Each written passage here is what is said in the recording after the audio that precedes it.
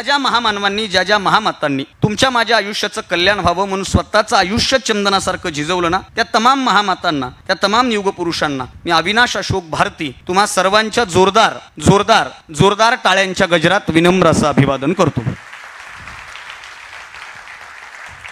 आणि हे इंच समर youth summit 2025 उत्सव तरुणाईचा आपलं जे हे इन आहे, यंग इन्स्पिरेशन नेटवर्क, याच्या माध्यमातून आपण सगळेजण तरुण मंडळी इथे एकत्रित आलेलो आहोत. खरं तर माझी या कार्यक्रमात येण्याची ही 3री वेळ आहे. आणि आता सर माझा सत्कार करत असताना म्हणले 3ऱ्या वेळेलाही मनपूर्वक स्वागत, परत परत येत राहा. मी त्यांना नागपूरमध्येच म्हणलो होतो की सर मी पुन्हा येईन, हे मी नागपूरमध्ये म्हणलो होतो.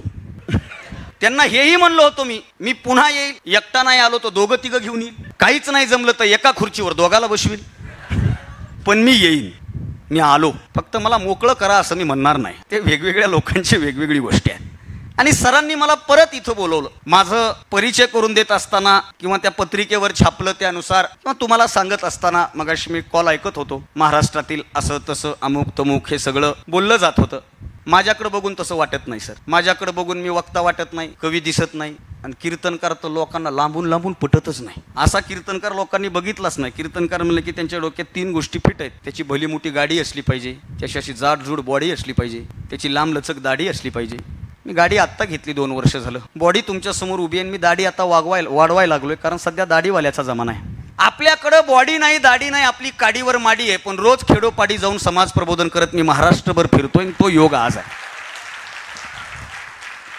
मी मार्गदर्शनाच्या फंद्यामध्ये बिलकुल पडत नाही, कारण लई मार्गदर्शक झाले हो. हॉस्टेलवरनं कॉलेजला येताना गाडा ढकलणारा पण म्हणतोय अभ्यास चांगला करा, काही मिळत लागत नाही. चहा प्यायला टपरीवर गेलो तर टपरीवाला म्हणतोय अभ्यासाची अशी गणितं पाहिजेत. गप्र बाबा, लई मार्गदर्शक झाले. मी मार्गदर्शनाच्या फंद्यात बिलकुल पडणार नाही.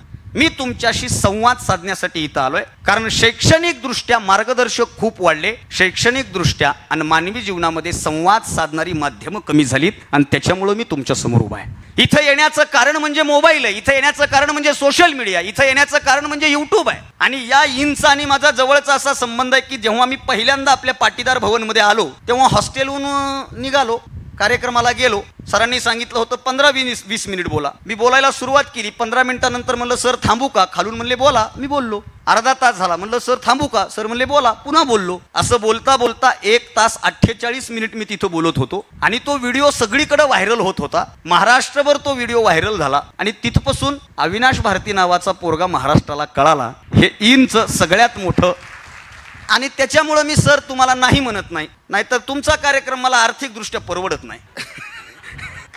कारण मी अवधूतला बोलत होतो तो म्हणू लागला नाही असंच आहे तसंच आहे, आम्हाला खिशातूनच द्यावे लागतात. आर म्हणलं तू काय म्हणू, मी जातो. जातो का, कारण प्रत्येक ठिकाणी पैसा महत्वाचा नाही, काही ठिकाणी विचार आणि काही ठिकाणी माणुसकी महत्वाची आहे. आणि त्या उदात्त हेतून मी इथं आहे. कारण तरुण वर्ग इथं आपल्याला ऐकायला आहे. माझ्या समोर तरुण येऊन बसणार आहे, ते तरुण मला ऐकणार आहेत. माझा कीर्तनकार म्हणून उल्लेख केला तर गावागावात कीर्तनाची काय पद्धत झाली आपल्याला माहिती आहे. मी नेहमी सांगत असतो विष्णू, गावागावात कार्यक्रमाला गेलं ना, म्हणजे आता विनोद म्हणून ऐका पण कळल तुम्हाला. कीर्तनकार असा माझ्यासारखा गुलाबाच्या फुलासारखा असतो, टवटवीत नाही का, काळा गुलाब आहे, टेन्शन नाही घ्यायचं. हाय माणसानं आपल्याला पॉझिटिव्ह म्हणायचं, स्वतःचं कौतुक करायचं. आमच्या बाजूला साथीदार असतात ते सगळे असे पखवाज वाजवणारे कमळाच्या फुलासारखे, ते साथीदार असतात ते सगळे झेंडूचे फुलासारखे एका दुरीत बांधलेले. आणि आमच्या समोर सगळे सूर्यफुलं बसतात. अवघड असतं सगळं. सर मी परवाला एका कार्यक्रमात बोलता बोलता म्हणलं बाबा बरोबर बोलायलो का नाही. बाबा म्हणले मशीन घरी आज. अरे मशीन घरी तर तू आला कशाला बाबा. पण हा तरुणाईचा उत्सव आहे. आणि खरी कीर्तनाच्या परंपरेत तरुणा भाग्यवंत नटेहरी कीर्तनात ही गोष्ट सांगितलेलीच आहे ना. त्याच्यामुळं आणि तरुणाईमध्ये आनंद असतो. तरुणाईला मार्गदर्शन करा. आता आपण सगळे तरुणच आहात म्हणून एक गावागावात गेलं ना सर, गावातले कार्यक्रम लय मजेशीर असतात. गावात काही म्हातारे असतात, ते म्हणजे इथं बसून मोदीचं गणित काढतात. त्यांचं ते नादच नाही करायचं. ते म्हणजे डेंजरच. ते गावात त्या वट्ट्यावर बसलेले जे म्हातारे असतात ना, ते नुसते म्हातारे नसतात, ते गावची CCTV असते. कोण आलंय, कोण गेलंय, कोण कोणाच्या घरी गेलंय, ह्यांचं जमलंय का लग्न रे. तुम्ही ऐका रे. बरं आता तुमच्या मनातलं सांगू का, ह्यांचं जुळलंय का हे नुसतंच झुरायलंय. हे सगळं काही काही तर एवढे हुशार असतात, बॅगच्या वरून बॅग स्कॅन करतात. मध्ये काय त्यांना ते नादच नाही करायचा. आणि ती बसल्या बसल्या म्हातारी मंडळी कधीतरी बारकाईने बघ, ती बसल्या बसल्या मंडळी असं तंबाखू वगैरे घेणार, पान वगैरे, आणि त्यांचा सूर असतो, पिढी बिघडली हो. नाही नाही, भलती पिढी बिघडली, आमच्या काळात असं नव्हतं. त्याला म्हणायचं तुझ्या काळात सगळेच धड होते का? वाईट लोक कालही होती, वाईट लोक आजही आहेत, आणि वाईट लोक उद्याही असणार आहेत. आपण फक्त वाईट पाहायचं का चांगलं पाहायचं हे आपल्यावर डिपेंड आहे. कबीरांचा एक दोहा आहे, तो दोहा मला फार आवडतो. कबीर असं म्हणतात, बुरा न देखन मै चला, बुरा न देखन मै चला, बुरा न मिलया कोई, खुद के भीतर झाक कर देखा, मुझसे बुरा न कोई. वाजवायच्या असल्या तर इमानदारीनं वाजवा. हा, मिस कॉल हाणल्यावर टॉक टाइम संपल्यावर करू नका. काही जण मारतात मिस कॉल आणि पुन्हा रात्रभर वाट बघतात येते का नाही, येते का नाही. तो भाग वेगळा. फक्त टायमिंग होकू देऊ नका. काय माहिती का, मी का असं विनंती करतो, आता इथून जाताना काही भेटणार आहे का? पण तुमची टाळ्याची दाद ही अविनाश भारतीची जायदाद आहे, जायदाद. त्याची कोणाला जमते? सगळ्यात मोठं टाइम मॅनेजमेंट सांगतो मी तुम्हाला. आपलं टाइम मॅनेजमेंट काही खरं नसते. मी 10वी पासून 12वीच्या 2 वर्षामध्ये कितीदा टाइम टेबल फाडलाय मला विचारा. एकदा टाइम टेबल केला, त्याच्यावर लिहिलं 3ला उठायचं, 6 वाजता घरून निघायचं, 7 पर्यंत ट्युशन गाठायचं. हे सगळं लिहिलं होतं. लिहिलं चिटकीला असं त्या खिडकीला. दुसऱ्या दिवशी 4:30ला उठलो. असं परफेक्ट मध्ये उचलतात. त्याला कर म्हणतात. काय म्हणतात? कर. आणि टाळी वाजवण्यासाठी महत्वाचे आहेत कर. जोपर्यंत हे कर एकत्रित येत नाही तोपर्यंत टाळी सुद्धा वाजत मनातून टाळ्या सगळ्यांनी द्या. का? त्याचं कारण आहे. इतक्या लांबून आलोय मी. सरांशी माझं बोलणं झालं. परवाला मी अयोध्येत होतो आणि अयोध्येतनं नागपूरवरनं इकडे यायचं, पण ते फ्लाईटचा मेळ हुकला. मी गावाकडे गेलो. ड्रायव्हर म्हणला आता आपल्या ताकद. इथून माझं गाव जवळजवळ 250 ते 250 किलोमीटर आहे. बरोबर आहे. आपला फोन झाला. सकाळी उठलो, ड्रायव्हरची वाट नाही बघितली, गाडीला सेल्फ मारला आणि तुमच्यापाशी आलो. का? त्याचं कारण आहे. महाराष्ट्रभर फिरतोय सर मी, महाराष्ट्रभर. आपली मगाशी चर्चा झाली. मी गाडी आत्ता घेतली, मला 1.5 वर्ष झालं गाडी, आणि 1.5 वर्षामध्ये माझ्या गाडीची रनिंग आहे 1,84,000 किलोमीटर. हे का होतंय? मी महत्वाच्या मुद्द्याकडे येतोय. का होतंय हे? कारण माझी ही इच्छा आहे तुमच्या समोर येणं, प्रवास करणं, तुम्हाला भेटणं, तुमच्या समोर व्यक्त होणं, हे सगळं करण्यामध्ये माझ्या मनाचा आनंद लपलेला आहे. म्हणून मी या गोष्टी करतोय. आणि तुम्हाला यश कशात मिळवायचंय, काय मिळवायचंय हे आपण मार्गदर्शन नाही. अभ्यास कसा करा नाही. आपण आता काय, आता मला ते नवीन एक उपाधी लावतात, मोटिवेशनल स्पीकर. मी म्हणतोय पाया पडतो तसले एक म्हणणार. कारण 2 वर्षानं मोटिवेशनल स्पीकरला गोळ्या चालू करावं लागतात. त्याचं काय खरंय? आपण काय मोटिवेशनल स्पीकर वगैरे नाही. पण मी स्पर्धा परीक्षेच्या कधी क्षेत्रात गेलो पण नाही. मी पेटलो होतो अगोदर, लय पेटलो होतो. माझ्या घरी आणखीन तात्याचा ठोकळा आहे. शपथ सांगतो तुम्हाला. प्रत्येक विषयाला स्पेशल रजिस्टर होते माझ्याकडे. 15 दिवस जात होतो, काहीच घुसना. लय प्रयत्न केला, घुसच ना. मनातल्या मनात म्हणलं भाऊ हे आपल्या कामाचं. बांधलं, वर ठुलं, माझ्या क्षेत्रात आलो. सर मी स्पर्धा परीक्षेत गेलो नाही, पण महाराष्ट्रातल्या बहुतांश स्पर्धा परीक्षा सेंटरवर आज मला मार्गदर्शन नाही पण भाषणासाठी बोलवतात.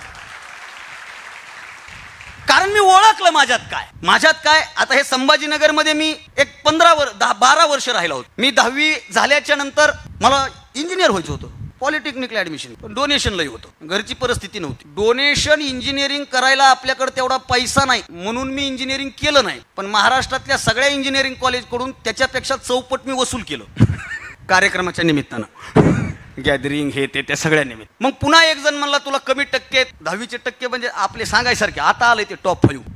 ते तर लय डेंजर आहे. मला कधी कधी लय प्रश्न पडतात सर. माझे प्रश्न मलाच सतावतात. मला एकानं ते बन्सल कोचिंग क्लासेसच्या कार्यक्रमाला बोलवलं. ते म्हणले 100 पडलेल्या पोरांचा सत्कार आहे. मला वाटतं 2-3 असतील. 95.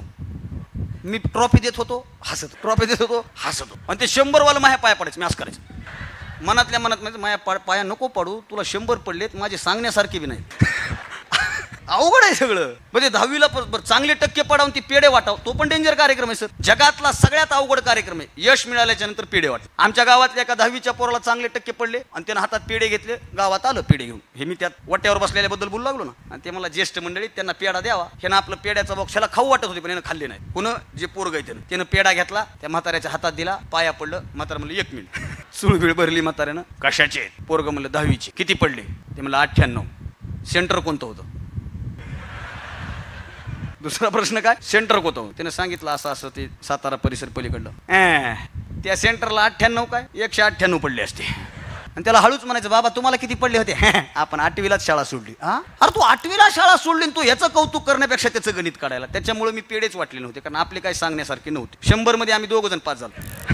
ते काय तुमचा 1 मार्क्स मेमो तुमचं जीवन ठरवतच नाही ना. हे इथं बोर्ड आहे मला वाटतं पाठीमागच बोर्ड आहे. मी संभाजीनगरमध्ये राहायला आलो, मी त्या पण कार्यक्रमात बोललो होतो ही गोष्ट. मी संभाजीनगरला राहायला आलो सर, आणि संभाजीनगरला राहायला आल्याच्या नंतर आमच्या गावातला एक पोरगा रिचेकिंगचा फॉर्म घेऊन या बोर्डच्या तिथं आला होता. त्याने मला फोन केला, म्हणला ये भेटायला. मी विवेकानंद कॉलेजला होतो. त्याला भेटण्यासाठी मी रूमवरनं एक गाडी, मित्राची गाडी घेऊन त्याला भेटायला आलो. आमच्या गप्पा वगैरे झाल्या आणि ब्रेक झाला मधला. ब्रेकला बरेच लोक उभी होती. त्याच्यामध्ये एक 40-45 वर्षाच्या ताई, अशा जास्त असेल वय, त्या लाईनला उभ्या होत्या. मला लई प्रश्न पडतात, म्हणलं यांनी 17 नंबरचा फॉर्म भरलाच काय उभ्या आहेत. आणि नेमकं त्यांना तहान लागली होती. त्यांनी मला बोलवलं, म्हणलं बाळा एक पाणी बॉटल आणून दे बरं. मी त्यांचे 20 रुपये घेतले, पाणी बॉटल आणली, त्यांना दिली. आता आपल्याला स्वभाव बोल, आपण गावातले माणसं. म्हणलं काकू तुम्ही कसं काय इथं? ते म्हणे काही नाही, माझ्या बाळाचा फॉर्म रिचेकिंगला टाकायला आले. म्हणलं बाळ कुठे? ते काय गाडीत बसले. मी त्याला उभा करा ना. त्यानं फार टेन्शन घेतलंय, कालपासून काहीच खाल्लं नाही, एकाच सँडविचवर आहे. काहीच खाल्लं नाही. मग त्याला लाईनला उभा करा. तो त्यानं फार टेन्शन घेतलंय. मग काय करतोय गाडीत? काय नाही, पबजी वगैरे खेळत असेल.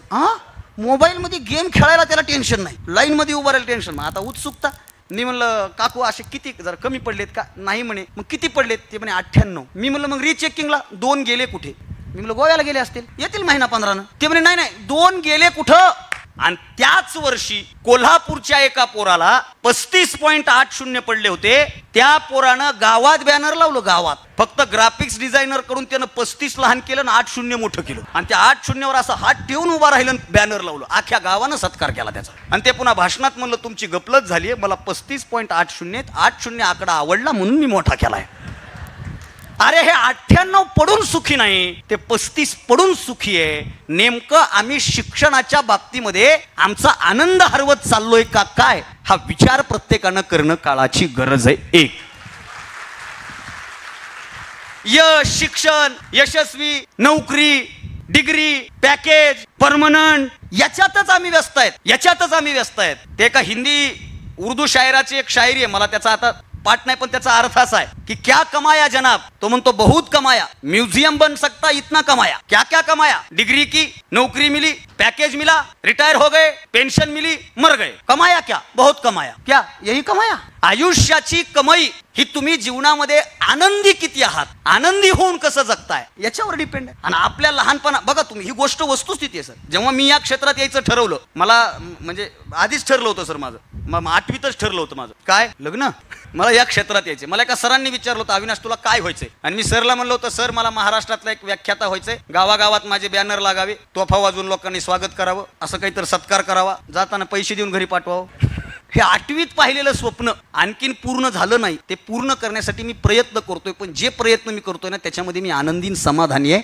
याच्यामुळं हा प्रवास सुरू, बऱ्याच जणांना बरेच प्रश्न पडले होते. सर मी BA करायला संभाजीनगरला आलो. BA काय करायला? BA 12वी झाली, BA करायला इकडे आलो. अख्ख्या गावात चर्चा होती BE करायला गेले, ऐकायला कमी होते ते. BE करायला गेले, ग्रॅज्युएशन झालं आणि मी आता टाकलं, आता MA ला गेलो. ती म्हणली BE मधून MA? त्यांना म्हणलं BE नाही, मी BA करायला आलतो. त्यांना वाटलं बॅचलर ऑफ इंजिनिअरिंग, मी म्हणलं बॅचलर ऑफ आर्ट्स. मग पुन्हा गावामध्ये काय खरंय, इथं गावातल्या जवळचं कॉलेज आहे, एवढ्या लांब जायची काय गरज आहे? मायबापाला बुडवायले, गावात काय कॉलेज नाही का? आणि गावातल्या कॉलेजला बी जायची गरज नाही.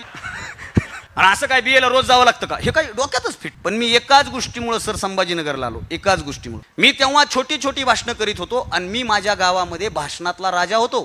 माझ्यासारखं गावात कुणीच बोलत नव्हतं. कोणाचंही लग्न असलं की मीच समोर, सुस्वागतम सुस्वागतम सुस्वागतम. नवरीच्या चेहऱ्यावरले भाव, नवरदेवाच्या चेहऱ्यावरले भाव, ह्याच्यातच. आणि सगळे नेते माझ्यावर खुश असायचे का? मी त्यांचं नाव घ्यायचो ना, सगळे खुश असायचे. पण मी का आलो इकडं, त्याचं कारण होतं की मी जर तिथं राहिलो असतो तर आज सुद्धा मी तेच करत असतो जे 10 वर्षापूर्वी मी करत होतो. मी तिथून बाहेर पडलो, त्याचं एकमेव कारण आहे, मला माहित होतं माझ्या गावातल्या भाषणाच्या क्षेत्रामध्ये मी मोठा आहे, पण मी माझ्या क्षेत्राच्या बाहेर पडलो तर माझ्यासारखे लाख पोरं संभाजीनगरमध्ये बोलणार आहेत. मला त्यांच्या शर्यतीमध्ये जाऊन उभा राहता आलं पाहिजे, म्हणून मी इथं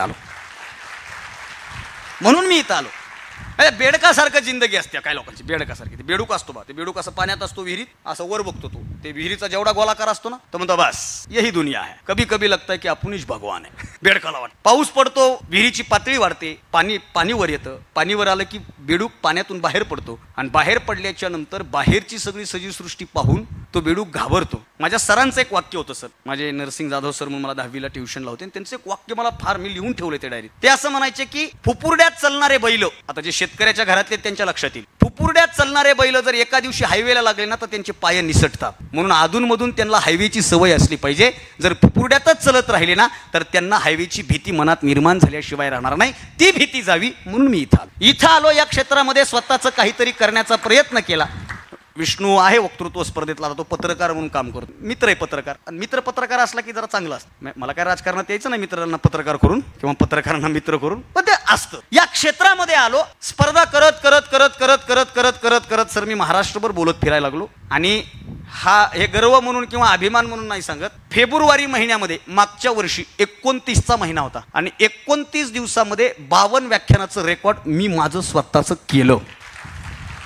रोज कार्यक्रम. आता इथून निघून नाशिकच्या पलीकडे दिंडोरीला जाऊन बोलायचं. रोज कार्यक्रम सुरू. का? मला आता ह्याचा सार सांगायचा आहे की माझे ठरलं होतं, माझी आवड होती, मला या क्षेत्रात यायचंय, मला हे करायचंय. मग याच्यामधला संघर्ष, याच्यामधला प्रवास ते सांगायची गरज नाही. सर मी प्रचंड संवेदनशील माणूस आहे. आजही माझा ड्रायव्हर मला हजारदा विचारतो. मी आजही बऱ्याच शहरातल्या बऱ्याच बस स्टँडला रात्री 1:30-2 वाजता जाऊन उभा राहतो, गाडी लावून उभा राहतो. एके दिवशी माझ्या ड्रायव्हरने विचारलं होतं कोणाला घ्यायचंय का भाडं बिडं. मग का उभारला? आणि त्याला मी सांगितलं होतं की 5 वर्षापूर्वी शेवटची एसटी गेली म्हणून रात्रभर या बस स्टँडला आपण पेपर टाकून झोपलो होतो. ती गोष्ट आपल्याला विसरता येत नाही. आज जरी एसीच्या गाडीत बसलो असलो तरी मला इथं येऊन ते दिवस आठवावे लागतात. का? कारण तो केलेला संघर्षच माझ्या जगण्याचा सगळ्यात मोठा अविभाज्य भाग आहे.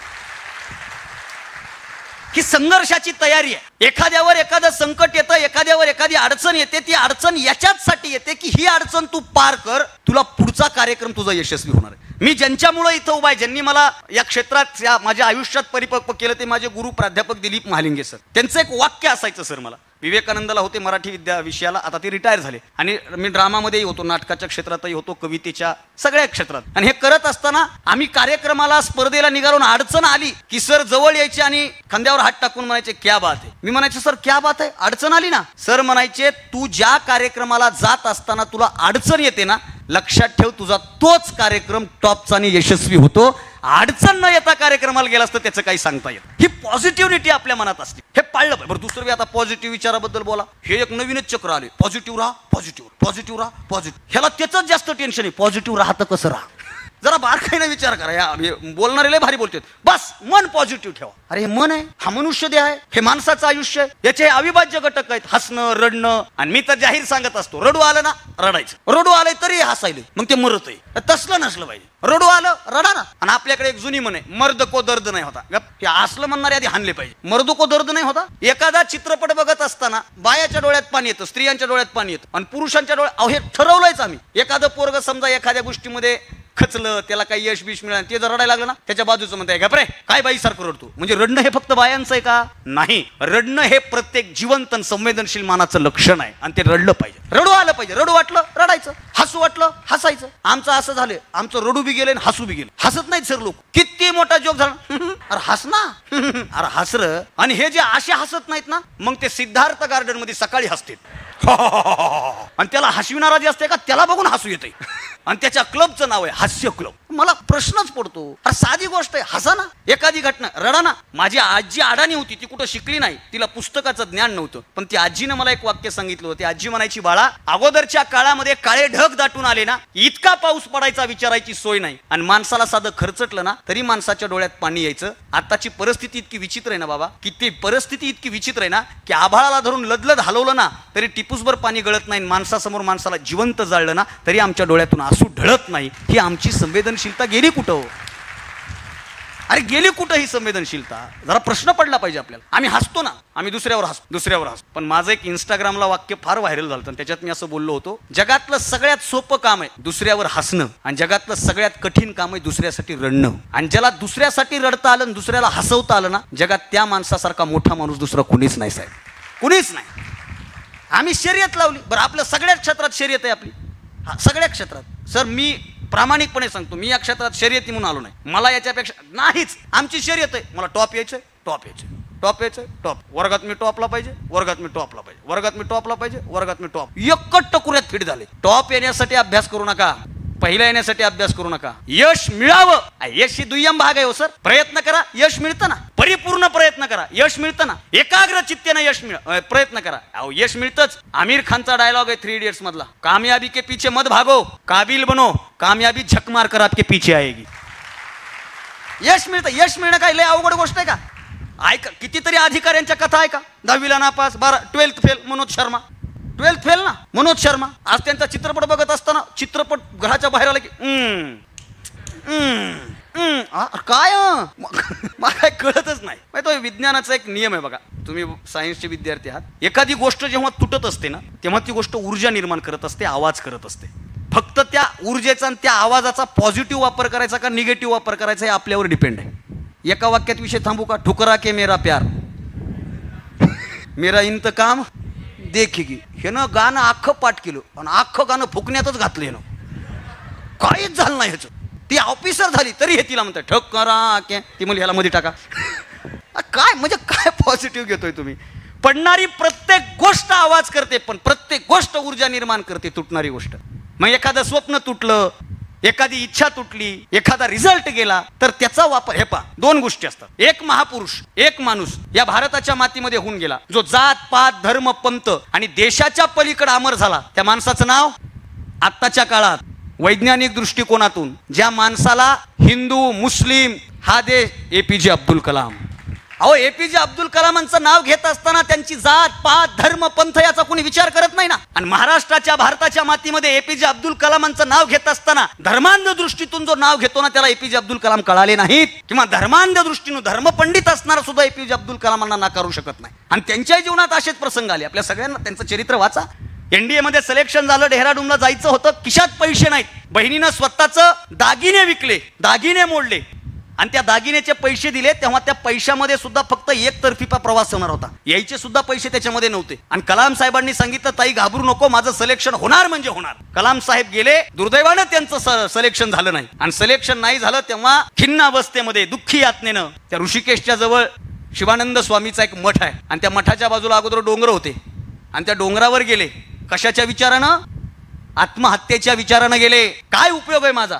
APJ अब्दुल कलाम साहेब उदास मनानं त्या डोंगरावर फिरत असताना शिवानंद स्वामी जेव्हा त्यांनी पाहिलं की कोणीतरी एक तरुण पोरगावर फिरतोय, धर्माच्या नावानं राजकारण करणाऱ्या लोकांनी हे अभ्यासा, हे वाचा की मुस्लिम युवक आणि हिंदू साधू, आणि तो हिंदू साधू मुस्लिम युवकाला बोलवतो. काय झालं? सगळी हकीकत सांगितली. माझ्याकडे पैसे नाहीत, माझ्या जगण्याला काय अर्थ आहे, मी यशस्वी होऊ शकलो नाही, माझं सिलेक्शन झालं नाही. आणि त्या साधूनं संदेश दिला की नाही, तू या परीक्षेत अयशस्वी झालास याचा अर्थ तुझं सगळं संपलं नाही. नियतीनं तुला याच्यापेक्षा काहीतरी मोठं करण्यासाठी इथं पाठवलं. ही गोष्ट लक्षात ठेव.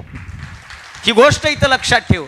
मी तुला पैसे देतो. आराम केला, जेवण केलं. दुसऱ्या दिवशी साधूनं पैसे दिले. अब्दुल कलाम साहेब वापस आले आणि अब्दुल कलाम साहेबांनी जी भारतामध्ये क्रांती केली ना तशी क्रांती करणारा आतापर्यंत दुसरा पैदा झाला नाही. हे वैशिष्ट्य आहे. अपयश एक लक्षात ठेवा, यश मिळणं गौण आहे. मी आणखीन एक वाक्य सांगत असतो, यश मिळणं सोपं आहे, अपयश पचवणं ही जगातली सगळ्यात कठीण बाब आहे. आणि ज्याला अपयश पचवता आलं ना तो माणूस आयुष्यात यशस्वी झाला. अहो वर्तमानामध्ये फिरत असताना छोट्या छोट्या कारणासाठी पोरं आत्महत्या करतात. ती नाही म्हणली गेलं. असं म्हणलं तर तुम्ही आम्ही कितीदा मारायला पाहिजे होतो. हा नाही म्हणली गेलो. अरे काय? आणि ती बहारो हे गेलं का नाही उगत बिनबास. अरे अपयश पचवता आलं पाहिजे. लॉकडाऊनच्या काळामध्ये सर एक सर्वे बाहेर आला आणि लॉकडाऊनच्या काळामध्ये USA सारख्या देशामध्ये भारतीय वंशाच्या एका पोरानं आत्महत्या केली आणि त्या आत्महत्येचे कारण शोधत असताना वेगवेगळी कारणं समोर येत होती. पण त्याचा अभ्यास करत असताना मानसशास्त्रातल्या तज्ञांनी सांगितलं की या पोरानं फक्त अपयश सहन झालं नाही म्हणून आत्महत्या केली. ते पोरग इंजिनिअरिंगला टॉप मध्ये होतं, त्याचं कॅम्पस सिलेक्शन झालं, जिथं या कंपनीत सिलेक्शन झालं तिथं टॉपला, तिथून अमेरिकेला त्याच कंपनीनं पाठवलं, तिथं आर्थिक मंदी आली, कंपनीचं दिवाळं निघालं, याचा जॉब सुटला, तिथं काम करायला लागलं, तिथं काम करता करता पेट्रोल पंप जॉईन केला. यश यश यश यश यश यश यश यश फक्त यश पाहिलं होतं, फक्त एक अपयश आलं आणि त्या पोरानं गळफास घेतला. म्हणून मी सांगत असतो यश मिळणं सोपं आहे, अपयश मिळवणं कठीण आहे. छोट्या छोट्या गोष्टीसाठी लॉकडाऊनच्या माफ करा मला, आपण सगळे त्याच्यातून बाहेर आलो आणि मी तर आता एवढा मस्तीत जगतो ना सर, हे सगळं बोनस चालू आहे. आपण लॉकडाऊनच्या काळात आपल्या जवळचे सगळेच गेले ना, सगळे म्हणजे प्रत्येकाच्या जवळचा एक एक माणूस गेला ना, लय डेंजर. आणि सर सगळ्याचं नुकसान झालं लॉकडाऊन मध्ये, सगळ्यांचं झालं. माझं तर लय झालं, मी खोटं नाही बोलणार. 274 कार्यक्रम कॅन्सल झाले ते माझे. 274 गुणिले 40 लावा गणित. मी असं येड्यावणी फिरायला पाहिजे होतं गावात. छन से जो तुटे कोई सपना, जग सुना सुना लागे, लॉकडाऊन मुळे चुना लागे. का आता राहिलं काय? माझ्या एका जवळच्या मित्रानं माझी डायरी बघितली होती आणि त्या डायरीमध्ये सगळ्या अगोदर तारखा लिहिलेल्या होत्या, नंतर सगळ्या पेजेसवर अशा मी फुल्या मारल्या होत्या. कारण मला फोन यायचा, हॅलो, मी मनात म्हणतो रद्द ना आपलं, ठीक आहे, रद्द ना आपलं, ठीक आहे. माझा एक मित्र म्हणला, अविनाश 274 कार्यक्रम कॅन्सल झाले, कसं वाटतंय? मी म्हणलं, येड्या, 274 कार्यक्रम कॅन्सल झाले याचं दुःख आहे, आपला कार्यक्रम लागला नाही याचा आनंद आहे. सर सलामत तो पगडी पचा. मग हेच आहे, हे पॉझिटिव्ह राहायला लय बाहेरून. हे पा, मी नेहमी सांगत असतो, हे आमच्यासारख्याचं बोलणं, हे बाहेरून बोलणारे तुम्हाला कधीच पॉझिटिव्ह करूच शकत नाहीत. माझं म्हणणं आहे स्पष्ट. हे काय, ही छोटीशी चिंगारी असते, उगं थोडी आग असते. मी एका स्पर्धा परीक्षा सेंटरवर बोललो, ते लयच पेटलं सर पोरग.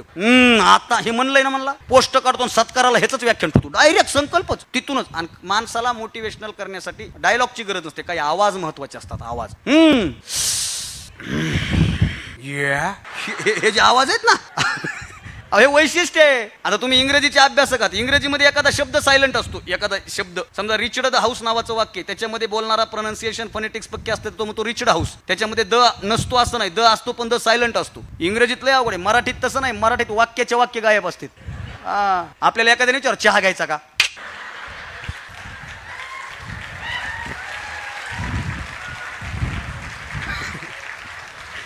आता तुम्ही एवढे हुशार लोक आहे, कुणी बी मला लिहून दाखवा, 1 लाख बक्षीस देतो मी. पण सगळ्यात जास्त काय वापरतात? अरे काय आमच्या क्षेत्रामध्ये संगीत मैफिल चालू होती, दाद द्यायची एक पद्धत असते. संगीत मैफिल चालू होती, गायक पेटले होते, सुंदर हरकती घेत होते गायक. समोर एक जण बसला होता, ती मनातून दाद देत होता, पण त्याचं फक्त चुकत होतं वर्म. त्यानं असं करायचं. गायकानं गायकीच बंद केली. आणि तेच म्हणलं चांगलं चालू होतं, चलू द्यायचं ना. ते मला तो यामुळे तर बंद केलं. अवघड आहे. आता लिहायचं कसं मला सांगा. बस सगळ्यात जास्त वापर. आणखीन तुम्हाला मोठी गोष्ट सांगतो बघा, गावात एखादा कार्यक्रम असला, अरे गावात व्याख्यान आहे, अविनाश भारती येणार आहे, अरे आज जेवणामध्ये स्वीट आहे. हे बोलायची गरजच नसते काही गोष्टी. तसं मराठीच आहे. हे डायलॉग, सर ते एवढं पेटलं, ते म्हणलं आता डिग्रीत पोस्टच काढतो म्हणला, ह्याला सत्काराला बोलवतो. कार्यक्रम संपला, थोडा उशीर झाला, मेसवर गेलं, मेस बंद झाली होती. ती मेसवाला मला बंद होया सुभाव, तेव्हा कसं काय देत नाही. त्या दोघाची हमरी तुमरी झाली. ते रूमवर गेलं, रूम पार्टनर म्हणला, काय म्हणला अविनाश भारती? ते म्हणला, अरे अविनाश भारती जाऊ दे, इथं खायला मेस बंद झाली, खायला काय नाही, त्याला काय लागले. लक्षात ठेवा भावांनो, माझं बोलणं बाकीच्याचं बोलणं हे तुमच्यावर बाहेरून थोड्या काळाचा प्रभाव टाकू शकेल. आयुष्यात तुम्हाला ज्या कोणत्या क्षेत्रात यशस्वी व्हायचं ना, ते क्षेत्र, त्या गोष्टीची आग, या सगळ्या गोष्टीची भूमिका तुम्हाला तुमच्या हृदयातून पेटवता आली पाहिजे, तेव्हा ते मिळतं. जास्त बोलायची गरज नाही. कोंबडीचं अंड असतं, कोंबडीचं अंड असतं भावांनो, कोंबडीचं अंड 2 पद्धतीनं फुटतं. आता हे मी माळकरी माणूस आहे तरी सांगतो, कोंबडीचं अंड 2 पद्धतीनं फुटतं भाऊ. तुम्ही आमलेटच्या गाड्यावर गेले आणि त्याला जर म्हणले आमलेट द्या, तर ते स्टाईलमध्ये अंड असं घेते, आमलेट तयार, दाबून हाणलं येणं. कोंबडीचं अंड जेव्हा बाहेरून फुटतं ना, तेव्हा त्याचं अस्तित्व संपतं. पण तेच कोंबडीचं अंड जेव्हा आतून फुटतं ना, नव्या जीवाला जन्म देत असतं. ही एक गोष्ट तुम्हाला कळाली ना, तरी मला वाटतं माझ्या बोलण्याचा सूर तुम्हाला कळेल. तुमच्या हृदयात, तुमच्या मनातून तुमचं ठरलं पाहिजे, बस मला हे करायचंय, बस मी करू शकतो. दृष्टिकोन असतो जगण्याचा. ते आम्हाला कविता होती, प्याला अर्धा भरला आहे, प्याला अर्धा रिकामा आहे. एखादा ग्लास जर अर्धा भरलेला असेल तर बघणाऱ्याला अर्धा दिसतो, आणि काही जणांना तो भरलेला दिसतो. ज्याची तहान भागली आहे ना, त्याला अर्धा रिकामा दिसतो, आणि ज्याची तहान आहे ना, त्याला तो अर्धा भरलेला ग्लास दिसत असतो. पाहण्याचा दृष्टिकोन आहे. अहो, मधुमक्खी आणि मक्खी म्हणजे माशी आणि मधुमाशी, याच्यात हाच तर फरक आहे. हाच तर फरक आहे. माशी ही फुलाच्या गुलदस्त्यामध्ये सुद्धा जाऊन कचरा शोधत असते, आणि मधुमक्खी ही कचऱ्याच्या ढिगामध्ये सुद्धा मध शोधण्याचा प्रयत्न करत असते. आयुष्याचं ही गणित असंच आहे भावांनो. तुम्ही तुमचा शोध घ्यायला तयार व्हा, तुम्ही तुमचे ध्येय ठरवा. बोलण्यासारखा बराच मोठा विषय, पण वेळेची मर्यादा आहे. वेळ कोणासाठी थांबत नाही, पण आपण वेळेसाठी थांबलं पाहिजे, ही सुद्धा वस्तुस्थिती आहे. मागच्या 6 महिन्यापूर्वी आपण एक वाक्य ऐकलं की कुठंतरी थांबलं पाहिजे. कुठंतरी थांबलं पाहिजे म्हणून भाकर फिरवली पाहिजे, हे सगळ्याला माहिती आहे. त्यात काय अडचण नाही. आपण मला इथं बोलवलं त्याबद्दल आपल्या सगळ्यांचे आभार व्यक्त करत असताना फक्त माणूस म्हणून जगायला सुरुवात करा. का? आम्हाला लहानपणी शिकवलं होतं, माणसाने माणसाशी माणसासम वागणे. ते गाणं ऐकलं की आता तर पाणी फाउंडेशनचा व्हिडिओ माझ्या अंगावर काटा आणून गेला. सगळी अपंग, अंध, सगळी दिव्यांग मुलं, ज्यांना पाय नाही, ज्यांना हात नाही, अशी मुलं वाद्य वाजवत आहेत. ज्यांना दिसत नाही ती मुलगी गीत गाते की लाभले आयुष्य ते जगावे चांगले, थांबले ते थांबले. बस एवढंच. माणसाने माणसाशी माणसासम वागणे. तुम्ही कुठल्याही क्षेत्रात यशस्वी व्हा, तुम्हाला ते यश मिळावंच, 100% ते मिळावं. पण संभाजीराजांच्या मृत्यूची कहाणीपासून व्याख्यानाला सुरुवात झाली होती. समारोप करत असताना एकच गोष्ट सांगतो, असं जगा की तुम्ही निघून गेल्याची बातमी ज्याच्या ज्याच्या कानावर जाईल ना, त्या प्रत्येकाच्या डोळ्यातून पाणी आलं पाहिजे. बोलण्यासारखा मोठा विषय. वेळेची मर्यादा आहे. जगलो वाचलो तर पुन्हा सांगतो, मी पुन्हा येईन. तुम्ही तिकडे जाऊ नका, एवढंच सांगतो.